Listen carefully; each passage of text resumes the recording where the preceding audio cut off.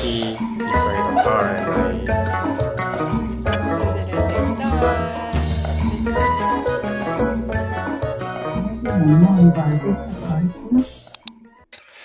May nakakatawang pangyayari sa aking husband. May kikwento siya. Nagtataka ako, masyadong hapon na at wala pa rin sa bahay. Sabi ko, baka ano yun, busy sila sa office, ganyan. Pero hindi pa siya nagme-message sa akin eh. Usually kasi kapag malilate siya ng uwi, nagsisend siya ng message sa akin. In-inform niya ako na malilate ako, ganyan. This time, hindi siya nag-update. So, sabi ko, okay lang, baka sobrang busy. Pero kahit anong busy nitong asawa ko, talagang binibigyan niya ako ng heads up pagka malilate siya. Well, eto na nga, ikikwento niya kung anong nangyari. so what happened is I left my car key inside the car and I locked the car, so I couldn't get in. I was trying to put my things like my phone, the key, and my So you were uniform of the preparing to office. go home, love. Yeah. I was from the other side of The the passenger. seat. I opened the passenger seat and I put my phone, my key, my uniform, and I closed the door and I went to the driver's seat to sit down. But when I tried to open the door, it was not opening. So, what happened?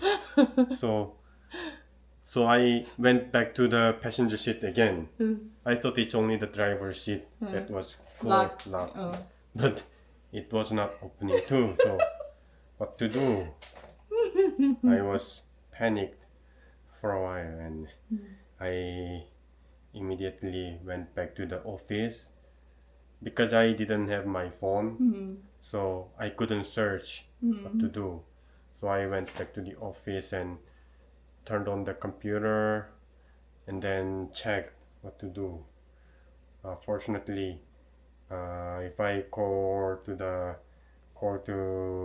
insurance company, car insurance, then they can open the door.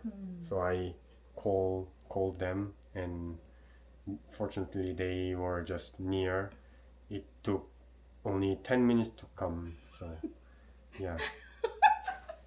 The engineer came and opened the door so I could come back too. You're forgetful now, love. So yeah. You better put something on your key, like a holder, and you can put it on your... Just from now on I will not leave the key just alone. Why do inside the you car. leave the key inside the car? Because I will just go to the driver's seat and I will sit down ASAP. So I just wanted my hands Free. so I left everything inside the car. I didn't expect it will be locked because I do that sometimes and it didn't happen. So Did you press the button lock? I think I Accidentally? when I was trying to get my key, I think I accidentally pressed the lock button. That's why I did. Yeah, I think I heard the sound. But I thought, I thought it will not if I leave my key inside. But it is. So that was what had happened.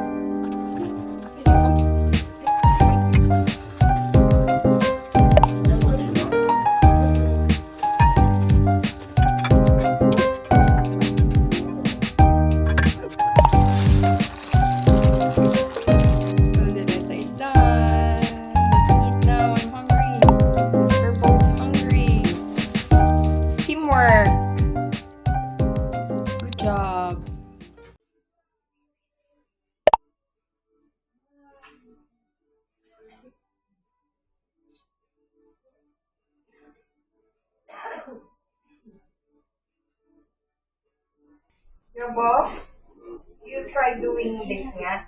Let me see if you know how to. Easy. You don't need to lift up the iron for the steam. Just um press it, yeah, while on the surface. So the steam will go straight to the shirt. Because this one is How? Oh. The face.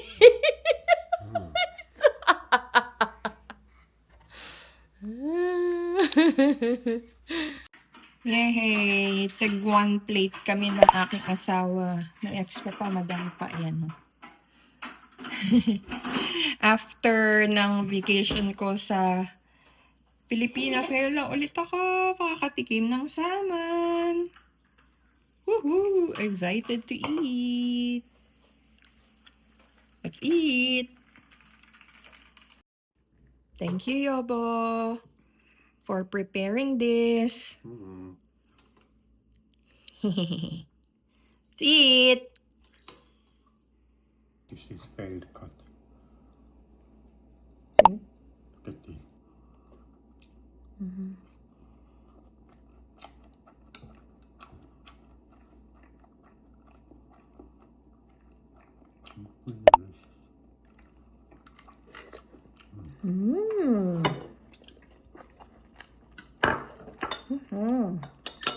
Yum, yum.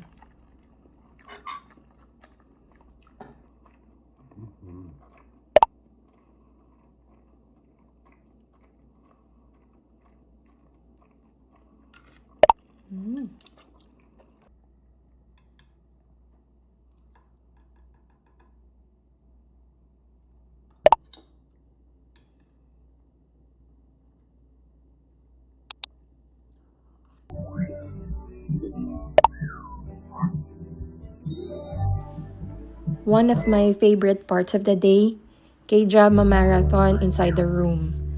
Medyo malabo yung clip dahil naka-night mode yung CCTV natin. Pero ang sweet ni Hubby kasi binigyan niya ako ng slices of watermelon habang nanonood. And quick rotation muna sa CCTV view para makita nyo kung saan nakaproject yung light. Ayan, feel na feel ang cinema wall.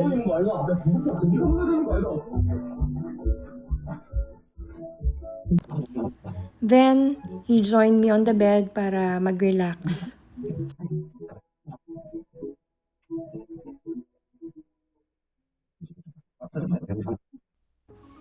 After a while, time to sleep na. Pero before we close our eyes, we sat down for a quiet prayer. Prayer changes everything talaga, lalo na sa marriage.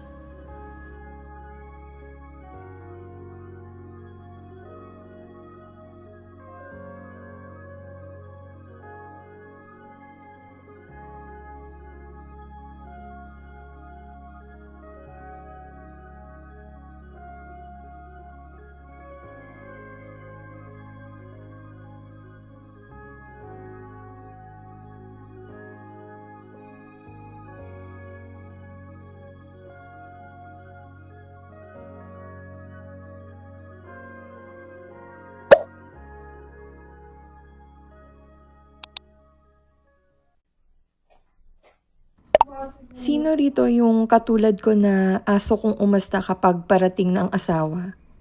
Narinig ko na kasi yung pamilyar na beep kaya pumunta ako sa pinto para salubungin at i-welcome ang aking hardworking mister na galing sa trabaho. Sakto naman, pagbukas ko, bit-bit na agad niya yung mga parcels na bagong deliver sa labas ng unit namin. Diretso upo agad siya sa sahig para sa isang super bilis na unboxing session na na-capture naman ng aming CCTV. Oh yeah! Another one is missing.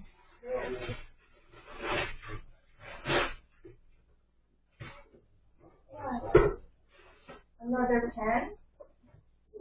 Or And then what else? What else do you got? There's few boxes in front of the door. Few more boxes. Huh?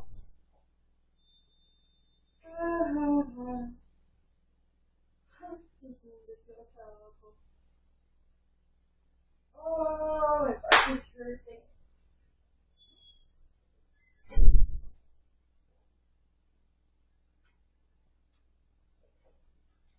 Sad. PNG, is it so? At ano nga ba ang laman ng aming munting kaligayahan? Isang set ng bagong kawali at sandamakmak na fabric conditioner.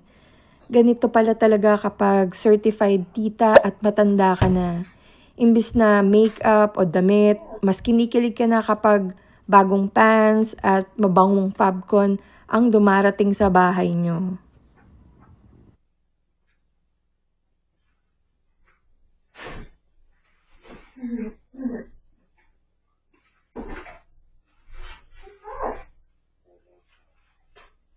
Oh, workout?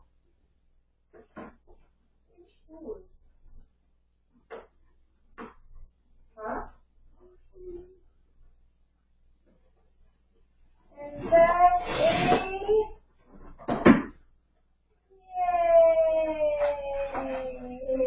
Kiwi!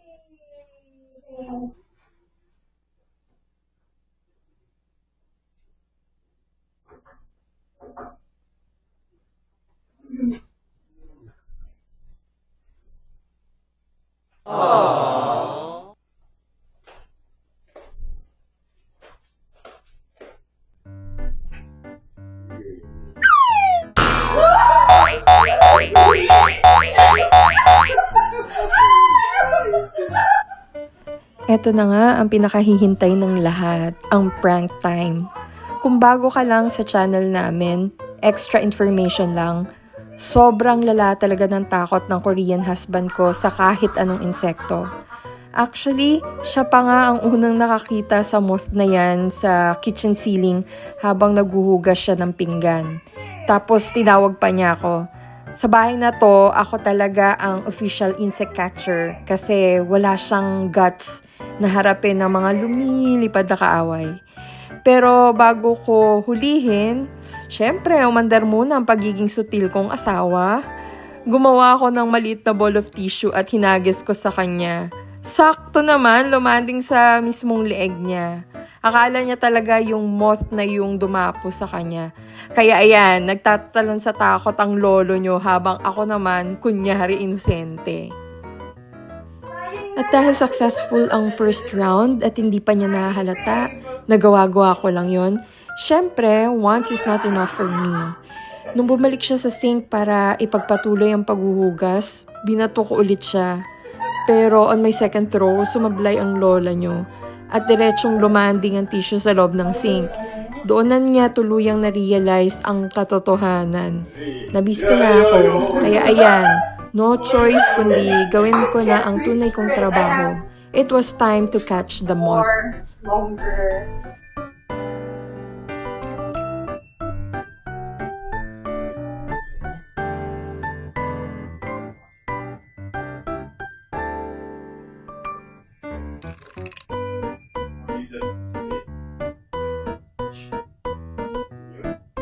You do it.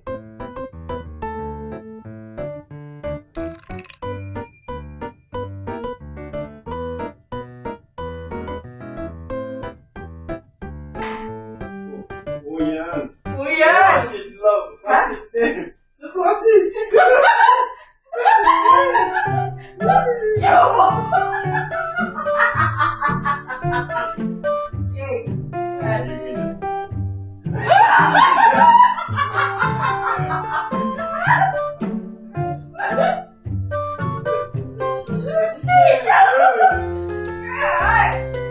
Ano to? Is it a moth?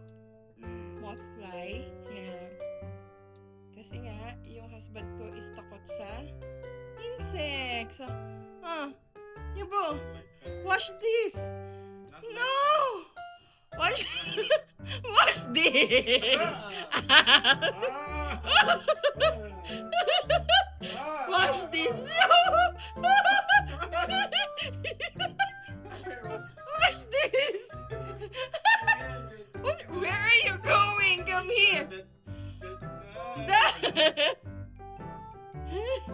Yabo, come here. Come here. Come here. Come here. Come here. Yabo.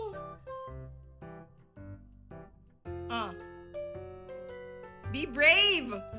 Oh. Look at this boy. Look, babe.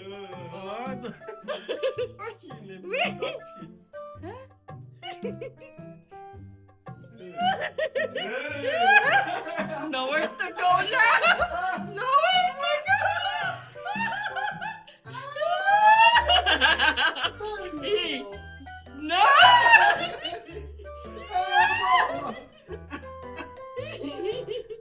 Janan. Nowhere to go. Here.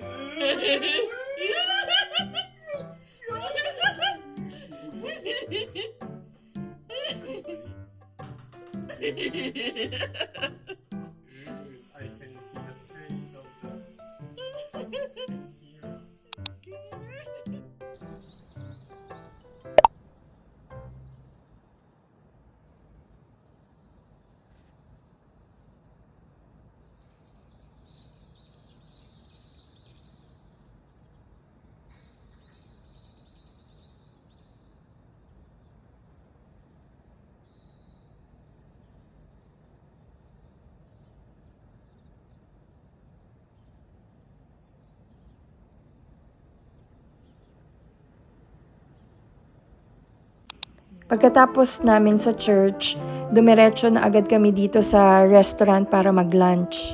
Hindi kasi kami nakapag-prepare ng pagkain sa bahay at wala ring scheduled lunch sa church today. At dahil dyan, natapos na naman ang isang linggo ng ating buhay dito sa Korea. Bago po matapos ang video na to, sana po ay suportahan nyo ang aming munting channel. Click nyo lang po yung like and subscribe button kung bago pa lang kayo rito para lagi kayong updated sa aming Pinay-Korean marriage life dito sa Korea. Thank you so much for watching, everyone. God bless you all.